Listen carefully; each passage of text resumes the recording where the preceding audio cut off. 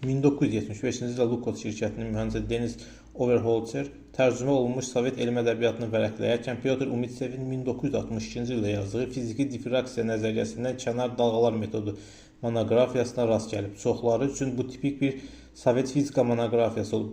Overholzer onu oxuduqdan sonra görünməz bir təyyarə yaratmaq nəzəriyyəsini əlində tutduğunu anlayıb. SSR-də 6500 nüsxə ilə tiraj olunan və təxminən 10 qəpiyə satılan bu kitab ABŞ-da 100 milyardlarla dollara başa gələn dünyanın ilk kütləvi istehsal olunan gizli təyyarəsi F-117 proqram nəzəriyyəsinin əsasını təşkil edib.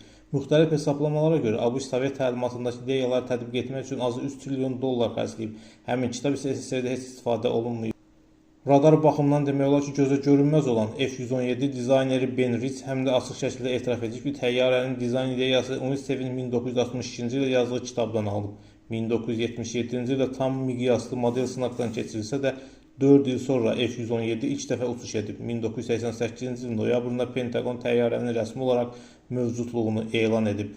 Umitsevin nəzəriyyəsinə əsaslanan iş 1980-ci illərdə faktiki olaraq dayandırıldıqda narazı alim ABŞ-a müraciət edib və Los Ancelesdəki Kaliforniya Universitetində işləyib.